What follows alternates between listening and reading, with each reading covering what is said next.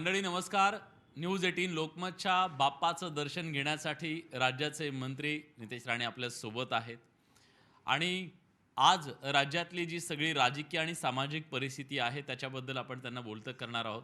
बाप्पाचं दर्शन घेतलंय, पण हाच विघ्नहर्ता आहे. त्या विघ्नहर्त्याला तुम्ही निश्चित प्रार्थना केली असणार. पण एक अशा प्रकारची चक्रव्यूह आरक्षणाचं एक परिस्थिती निर्माण झालेली आहे की या सगळ्यातनं बाहेर कसं पडायचं, मार्ग काय काढायचा, असा एक जटिल प्रश्न निर्माण झालेला आहे. तुम्हाला काय वाटतं, कधी निघेल मार्ग? बघा, जेव्हा आपण गणरायाला विघ्नहर्ता म्हणतो आणि गणरायाकडे आशीर्वाद मागतो, तर त्याच्यावर विश्वास आणि थोडा संयम ठेवणं पण गरजेचं आहे. शेवटी योग्य गोष्टी योग्य वेळी होतीलच.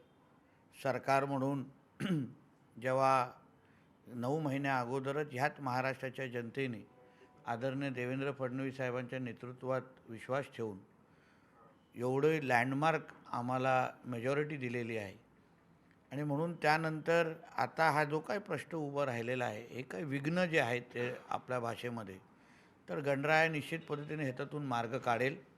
सरकार म्हणून सामान्य आमच्या महाराष्ट्राच्या जनतेला आणि प्रामुख्याने आमच्या मराठा समाजाला जो न्याय द्यायचा आहे ते आमचं देवाभाऊचंच सरकार देईल, एवढं विश्वासाने तुम्हाला सांगतो. जी मागणी केली जाते ती प्रमुख मागणी हीच आहे की ओबीसींमधून आरक्षण दिलं जावं. सरकार याच्यासाठी सकारात्मक आहे का? बघा, एक लक्षात घ्या, शेवटी संविधान आहे, कायदा आहे. जे काही निर्णय घ्यायचा आहे ते संविधान आणि कायद्याच्या चौकटीत राहून दिलं हं, तर उद्या समाजाला त्याचा फायदाही होईल. हं, नाहीतर आज कोणाला तरी खुश करण्यासाठी, आज कोणाचं तरी आंदोलन संपवण्यासाठी अगर आपण कुठलाही निर्णय सरकार म्हणून घेतला हां. आणि उद्या अगर ते कोर्टामध्ये टिकलं नाही, तर आपण खरंच मराठा समाजाला न्याय दिला आहे का मग, किंवा फसवणूक केली आहे? ह्याबद्दल थोडा विचार करून आपण पुढचे पावलं टाकली पाहिजे. हं. शेवटी वर्षानुवर्ष जे काही चालत आलेलं आहे, आपण डॉक्टर बाबासाहेब आंबेडकरांचं संविधान मानणाऱ्यापैकी आपण लोक आहोत आणि संविधानाच्या चौकटीत राहून सरकार म्हणून काही गोष्टी करायला लागतात.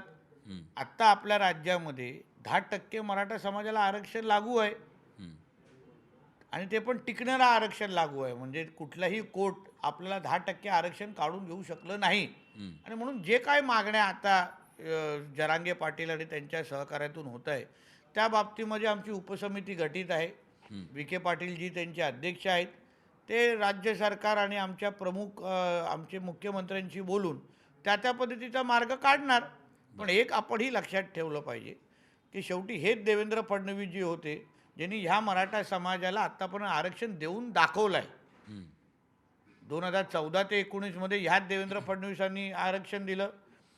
परत जेव्हा शिंदे साहेबांचं सरकार आलं तेव्हा आम्हीच लोकांनी आरक्षण देऊन दाखवलं. हं. ते पण टिकणारं आरक्षण देऊन दाखवलं. याच देवेंद्र फडणवीसांनी आपल्याला सारथी असो किंवा विविध महामंडळाच्या माध्यमातून मराठा समाजाला, विद्यार्थ्यांना, तरुण पिढीला न्याय दिलेला आहे. म्हणजे देणारे लोक अगर सरकारमध्ये असतील तर भावना सकारात्मकच असली पण पाहिजे. मग देणाऱ्यांना टार्गेट का केलं जातं? कारण का, ज्यांनी आत्तापर्यंत काय दिलं नाही, ज्यांनी आत्तापर्यंत फक्त मराठा समाजाच्या आयुष्याबरोबर खेळले, हं, जे आत्तापर्यंत फक्त मराठा समाजाचा वापर करून घेतला, ते पुढाकार घेऊन आज देणाऱ्याची बदनामी करते. हेच तर आम्ही आमच्या मराठा समाजाला बघतो की खुल्या डोळ्यांनी पहा. हां. आज देणारे मुख्यमंत्री आपल्या राज्यामध्ये बसलेले आहेत, प्रमुख म्हणून बसलेले आहेत. स्वतः ज्यांनी 10% आरक्षण आणि ह्या सगळ्या, ते उपमुख्यमंत्री म्हणून शिंदे आहेत, शिंदेसाहेब आहेत, अजितदादा आहेत.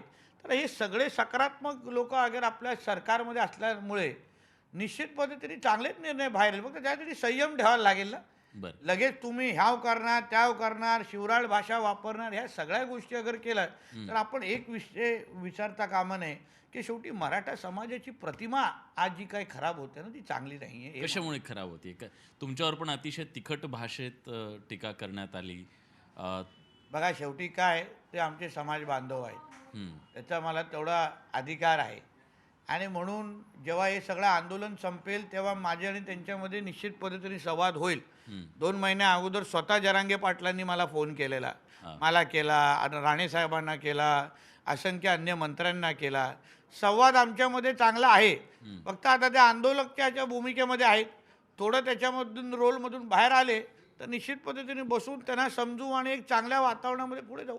पण आज सरकार आणि आंदोलकांमध्ये संवाद किंवा दुवा बनण्याची ही पण एक वेळ. तुम्ही याच्या आधी मुंबईवर जेव्हा अशाच प्रकारचा एक खूप विराट मोर्चा आलेला होता, त्या मोर्चाच्या वेळी सुद्धा तुम्ही मध्यस्थी केलेली होती. तुम्ही त्याच्यात मार्ग काढण्यासाठी प्रयत्न केलेला होता. तुमचं जरांगे पाटलांचं खूप जुनं नातं आहे. म्हणजे कदाचित आज ते नेते झालेले, पण खूप जुनं नातं आहे तुमचं त्यांच्यासोबतचं. या नात्याचा माध्यमातून हा प्रश्न सोडवण्यासाठी किंवा मध्यस्थी तुम्ही कराल का? बघा, शेवटी राणेसाहेबांनी तर सर्वात पहिले राणे समितीने हे आरक्षण दिलं मराठा समाजाला. हं, आणि आमचं कुटुंब हे नेहमी मराठा समाजाच्या बाजूलाच राहिलेलं आहे. तुम्ही जेव्हा जेव्हा मराठा समाज अडचणीत आलेला आहे तेव्हा राणे कुटुंबियांनी मागे पुढे न पाहता आम्ही नेहमीच पुढाकार घेतलेला. असंख्य मुलांच्या केसेसचा विषय असो, सोयीसुविधा असो, कुठलीही अडचण असेल तर आमच्या समाज बांधवांना मदत करण्यामध्ये आम्ही कधीच मागे पुढे बघितलं. आज पण मी तुम्हाला सांगतो, अगर कुठल्याही पद्धतीचा त्यांना तिथे त्रास होत असेल, तर कुठेही त्यांच्या कुठली गरज असेल तर राणे कुटुंबीय म्हणून आम्हीच पुढे जाऊ, आम्हीच त्यांना मदत करू, ही आमची भूमिका पण आहे. आंदोलकांचे आज खूप हाल होत आहेत असं ते पण असेल तर त्या त्या पद्धतीची ती माहिती आमच्याकडे आली तर पाणी असो, सुविधा असो, आम्ही देऊ ना. पण शेवटी त्यांचा वापर होता कामा नये असा मताचा मी आहे. बरं. ज्या पद्धतीने त्यांच्या खांद्यावर बंदूक ठेवून जो काय त्यांच्याकडून चुकीच्या गोष्टी बोलल्या, आता तुम्ही मला सांगा, जो माणूस तुम्हाला आरक्षण दिलाय, जो माणूस आरक्षण देणार आहे, त्याचं तुम्ही नावाची बदनामी करून तुम्हाला आम्ही आरक्षण मिळणार आहे का? आणि कायद्याच्या चौकटीत राहणारं आरक्षण अगर आज दिलं असेल त्याच साहेबांनी, तर आपण त्यांच्याबद्दल सकारात्मकच असलं पाहिजे ना. पण हे जे काय वातावरण टार्गेट घडून- फडणवीस का असावेत? एकमेव टार्गेट फडणवीस का असावेत? आता आमच्या कोकणामध्ये एक म्हण आहे की ज्या झाडावर जास्त आंबे असतात त्याच्यावरच फांदी मारली जाते, मग त्याच्यावर दगड मारलं जातं. आज फडणवीस साहेबांचं नाव घेतल्याशिवाय महाराष्ट्राचं राजकारण होऊच शकत नसल्यामुळे आणि प्रत्येकाला वाटतं की बाबा आज हा माणूस महाराष्ट्राची पुरी दिशा आणि एकंदरीत सगळ्या ज्या पद्धतीने विकासाची घोडदौड आज फडणवीस साहेबांच्या नेतृत्वाखाली सुरू आहे. आज महाराष्ट्र प्रत्येक बाबतीमध्ये अग्रेसर येत चाललेला आहे. गुंतवणूक असो, रोजगार निर्मिती असो, सगळ्याच बाबतीमध्ये महाराष्ट्र अग्रेसर आहे. मग ह्या माणसाला थांबवायचं कसं? मग ह्या पद्धतीने टार्गेट करा. हा कोण एक करतंय कार्यक्रम आहे. टार्गेट कोण करतंय? बंदूक कोण ठेवली आहे? आता बंदूक कोण कोण ठेवले आणि हे कोण मी चालवतंय? तुम्हाला सांगायला गेलो मी- तर मग तुम्हाला अवघड होऊन जाईल, तुमचं दुकान बंद होऊन जाईल ना. नाही नाही नाही, सांगा ना. तुम्ही पत्रकार आहात, तुम्हाला ह्या गोष्टीची सगळ्या गोष्टी माहिती आहेत आणि तुम्हालाही माहिती आहे की आज फडणवीस साहेबांना अडचणीत आणण्यासाठी आज तुम्ही मला सांगा, आज महाविकास आघाडीच्या एक तरी व्यक्ती, मी तुमच्या चॅनलवरच्या माध्यमातून त्यांना फक्त चॅलेंज देतो, तुम्हाला खरंच मराठा समाजाचे काय लेणं देणं आहे ना, मग उद्धव ठाकरेंनी स्पष्ट भूमिका मांडावी की आम्हाला ओबीसीतूनच आरक्षण पाहिजे, मराठा आरक्षण पाहिजे. त्यांचे काँग्रेसचे नेते मंडळी आहेत, ते त्यांचे कोण सकपाळ नावाचे प्रदेश अध्यक्ष आहेत, त्यांनी भूमिका मांडावी ना. आज पळतात कशाला आहे? कोणीही आज आम्ही म्हणजे शिंदे साहेबांनी भूमिका स्पष्ट मांडलेली आहे, आम्ही स्पष्ट मांडतोय की ओबीसीतून आरक्षण देणं शक्य नाही. आम्ही स्वतंत्र आरक्षण तुम्हाला देऊन दाखवतो ज्याच्यावरून कोणालाच त्रास होणार नाही आणि तेच टिकणारं आरक्षण असेल. मी तुम्हाला सांगतो, बर, आज हिंदू समाजाला ह्या जातीच्या नावाने भांडवणं, कधी भाषेच्या नावाने प्रयत्न केला, मराठीच्या नावाने, आता जातीच्या नावाने प्रयत्न होत आहे. फक्त ह्या राज्यातलं आलेलं जे हिंदू समाजाच्या आशीर्वादाने आलेलं सरकार हे प्रत्येकाला झोंबलेलं आहे आमच्या विरोधकांना. आणि म्हणून कुठल्याही परिस्थितीमध्ये पहिलं मराठी आणि हिंदीचा विषय काढला, तिथे काय हाताला लागलं नाही. आता जातीचा विषय काढलेला आहे. पण ह्याच्यामुळे काय होत आहे की आपला हिंदू समाज विविध पद्धतीने आपसात भांडण्याचा कार्यक्रम सुरू झालेले आहेत, कोण जातीच्या नावाने, भाषेच्या नावाने. आणि एका बाजूने आपल्याकडे बघणारे जे लोक आहेत त्यांना काहीच त्रास होत नाहीये. पवारसाहेब असं म्हणाले की तामिळनाडू पॅटर्न प्रमाणे तुम्ही 72% आरक्षण द्या आणि महाराष्ट्रातला मराठा समाजाचा हा जो प्रश्न आहे तो सोडवून टाका. फॉर्म्युला दिलाय त्यांनी तुम्हाला चक्रव्यूहातून बाहेर पडण्याचा. पवारसाहेब फार आमचे आदरणीय ज्येष्ठ नेते आहेत. हां, मी लहानपणापासून त्यांना पाहत आलेलो आहे आणि आम्हाला लहानपणापासून हेही सांगितलं गेलेलं आहे की पवारसाहेब वर्षानुवर्ष सत्तेत राहिलेले आहेत. आम्हाला कोणीही विचारलं की महाराष्ट्राचे मुख्यमंत्री कोण किती वेळा राहिलेला आहे, तर आम्ही बोलतो पवार साहेब 4 वेळा राहिलेले आहेत, असंख्य वेळ केंद्रात मंत्री राहिलेले आहेत, हां, किती वेळा मंत्रिपदावर सातत्याने राहिलेले आहेत. तर एवढा मंत्रिपदावर राहिलेल्या माणसाला ह्याच्या अगोदर कधीच संविधानामध्ये हा बदल करायचा वाटला नाही. हे थोडं मनात दुःख वाटतं, आश्चर्य वाटतं की आपण एवढे अधिकार तुम्हाला दिल्यानंतर आपण काय केलं नाहीत. पण स्वतःच्या 5 वर्षाच्या पहिल्या टर्ममध्येच 14 ते 19 मध्ये, म्हणजे असं नाही की माझी दुसरी टर्म तिथं, पहिल्या 5च वर्षाच्या टर्ममध्ये मुख्यमंत्री म्हणून फडणवीस साहेबांनी आरक्षण देऊन टाकलं. हे कोणाला जमलं होतं का? इतक्यांदा वर्षांच्या वर्ष मुख्यमंत्री राहिलेले आहेत. जमलं होतं का? नाही जमलं होतं. पवारसाहेब पाहिजे होतं तर तेव्हा तो 1 मिनिटात घटनेमध्ये बदल करून तमिळनाडूच्या धर्तीवर देऊ शकले असते. मग आता सल्ले कशाला देण्याची गरज आहे? शेवटी ते ज्येष्ठ नेते आहेत, त्यांना सल्ले देण्याचा त्यांना अधिकार आहे. पण आता खुल्या डोळ्यांनी आम्ही पाहतोय की खेळ चाललेला आहे. खेळ चाललाय, पण या सगळ्यामध्ये सामान्य माणसाला एक मोठी आशा आहे. जो आज मुंबईमध्ये मराठा समाज बांधव आलेले आहेत, त्यांना एक मोठी आशा आहे की काहीतरी आपण इथून आरक्षण घेऊन जाऊन गुलाल उधळल्याशिवाय जाणार नाही. आंदोलकांच्या भूमिकेवर ठाम आहे. तुम्ही म्हणता ओबीसीतून देणं शक्य नाहीये, ते म्हणतात ओबीसीतूनच जाणार, तर ओबीसीतूनच घेऊन जाणार. हा पेच सुटणार कसा? मार्ग काय? पर्याय काय? कालपासून जे मी ऐकतोय की बाबा मराठवाडा गॅजेट हा, या संदर्भात चर्चा सुरू झालेली आहे. बरं. शेवटी एक तुम्ही लक्षात घ्या की उर्वरित महाराष्ट्र, उदाहरण आणतो कोकण बघा, हा, कोकणामध्ये कुणबी आणि मराठा, मराठ्यांना मराठा म्हणूनच राहायचं आहे, कुणबींना कुणबीमधूनच मध्येच राहायचं आहे. ही सार्वत्रिक भावना आहे. कोकणाची कोणालाही विचारा, तुमच्या आयबीएन लोकमानमध्ये खूप कोकणातले लोक आहेत, विचारा त्यांना, कॅमेरा ऑन कॅमेरा माझ्या बाजूला उभी करा. हा, कळलं ना? मराठ्यांना मराठ्यामध्येच मराठा समाजामध्येच राहायचं आहे, कुणबीला कुणबीमध्येच राहायचं आहे. ही सरसकट कोकणाची भूमिका तुम्हाला मी सांगतो. बर. तसंच विदर्भामध्ये कुणबी समाज आहे ना, हा. पहिल्यापासून त्यांना दाखले भेटतात. हो.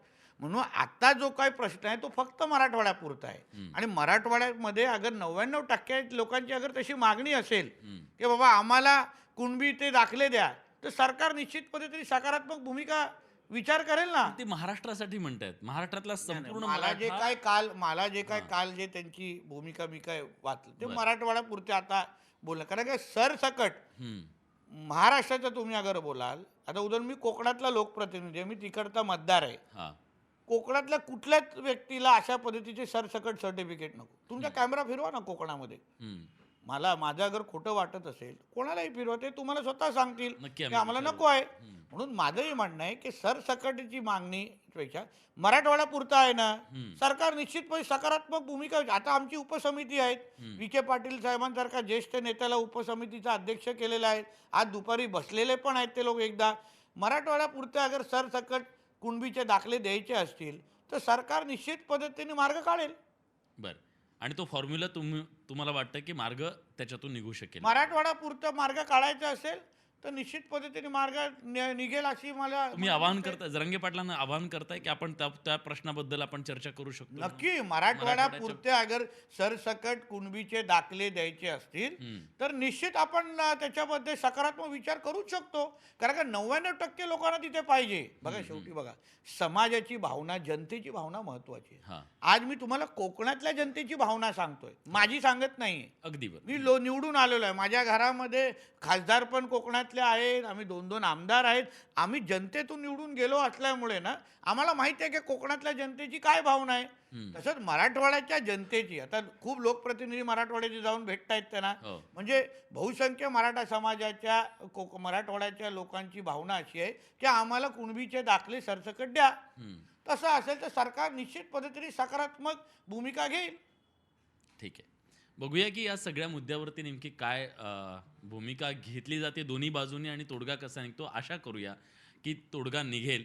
पण या सगळ्यामध्ये खूप भाषेचा स्तर पण खालावतोय आणि त्याच्याबद्दल सुद्धा मला वाटतं की सगळ्यांनी संयमानं आपली भाषा वापरली पाहिजे. कारण ज्या पद्धतीने काल ताज हॉटेलमध्ये असो, जहांगीर आर्ट गॅलरीमध्ये असो, जे काय प्रकार जे चालू आहेत, मी तुम्हाला तिथं आंदोलकांना आपल्या माध्यमातून विनंती करतो, तुम्हाला काय सुविधा पाहिजेत ना आम्हालाही सांगा, आम्हीही देतो. पण शेवटी मराठा समाजाची एक प्रतिमा आहे. वर्षानुवर्ष मराठा समाजांनी, क्षत्रिय असो की इतिहासामध्ये, मराठा समाजाची एक वेगळी ओळख आहे आणि वेगळी गरिमा आहे. एक वेगळी म्हणजे त्यांच्याकडे बघण्याचा दृष्टिकोन वेगळा आहे. आज जे काय आपण काही गोष्टी करतोय ना, ते आपल्या समाजाच्या हिताचं नाही आहे. आम्ही पण समाजाचेच लोक आहोत. आम्ही काय तुमचं वाईट इच्छितो नाही. तुम्हाला पाणी भेटत नसेल, तुम्हाला जेवण भेटत नसेल, आम्ही तिथे येऊन द्यायला तयार आहे. आम्हाला काही शेवटी आमचे समाज बांधव आहेत. आम्ही मदत करू, आम्ही सहकार्याला तिथे जाऊ. पण ज्या पद्धतीने वावरणं सुरू आहे मुंबईमध्ये, मुंबईकरांना पण त्रास होतोय त्या गोष्टीचा. उद्यापासून नोकरदार वर्ग बाहेर येणार, नोकरीवर जाणार. मग आपण काय, मुंबई हे राज्य देशाची आर्थिक राजधानी पण आहे. हम्म. मग आपण त्याबद्दल विचार करतोय की नाही? आणि म्हणून या सगळ्यातून मार्ग निघणं नक्की नक्की शक्य आहे. फक्त संयमाने आणि अतिशय म्हणजे विश्वास ठेवून. शेवटी देवेंद्र फडणवीस साहेबांचं सरकार की ते स्वतःही अतिशय ह्याच्यावर लक्ष ठेवून आहेत आणि कोणाला दुखवणं ही भूमिका नाही. फक्त संविधानाच्या चौकटीत काढायला लागेल ना. नाही तर सोमवारी तुम्हाला आरक्षण दिलं ओबीसीमधून आणि बुधवारी अगर ते आरक्षण वर स्टे आला तर काय करणार तुम्ही कोर्टातून? पुन्हा समाज मग काय बांधवांची फायदा फसवणूक होणार? होईल. काय फायदा होणार? हेच तर आम्ही सांगण्याचा प्रयत्न करतो. विरोधक टीका करतायत की आता या सरकारमधले 2 उपमुख्यमंत्री जे आहेत ते गप्प का आहेत? फडणवीस एकटेच लढतायत आणि त्यांना कॉर्नर करण्याचा प्रयत्न होतोय, अशा प्रकारची टीका विरोधक सातत्याने करतायत. खरंच असं काही आहे, विसंवाद आहे असा? त्या चॅनलकडे बाप्पाकडे सगळेच आशीर्वाद घेण्यासाठी येतील. हां, म्हणून जेव्हा शिवसेनेचे आणि राष्ट्रवादीचे आमचे सहकारी येतील त्यांना विचारा. कारण राष्ट्रवादीचे आम्ही तर अनेक फडणवीस साहेबांना आमदार आम्हाला एवढं माहिती आहे की फडणवीस साहेब अतिशय प्रामाणिक पद्धतीने या पद्धतीने त्यांनी मार्ग काढतायत आणि फडणवीस साहेबांना काय आम्ही एकटं पडून देत नाही. आम्ही अजितदादांचे बसलोय. काही आमदार तर थेट आता मैदानातच ते- उतरले. त्यांनी अजितदादा त्याच्याबद्दल भूमिका स्पष्ट करू शकतील. पण आमचे फडणवीस साहेब नक्की एकटे नाहीत. आम्ही आहोत ना. बरं, आम्ही सौ के बराबर आहोत सगळे. चिंता करू नका. ठीक आहे. खूप खूप धन्यवाद तुम्ही न्यूज 18 लोकमतशी बोललात त्याबद्दल. तर अशा प्रकारची ही सगळी राजकीय आणि सामाजिक परिस्थिती निर्माण झाल्यानंतर संयमानं ही परिस्थिती हाताळून यावर मार्ग निघावा ही महाराष्ट्राची अपेक्षा आहे. कारण या महाराष्ट्राच्या मुंबईमधलं हे जे आंदोलन आहे ते संवेदनशील बनत चाललेलं आहे. त्यामुळे सगळ्यांनीच संवेदनशीलपणे या प्रश्नातून मार्ग काढणं गरजेचं आहे. खूप खूप धन्यवाद तुम्ही न्यूज 18 लोकमतशी बोललात त्याबद्दल.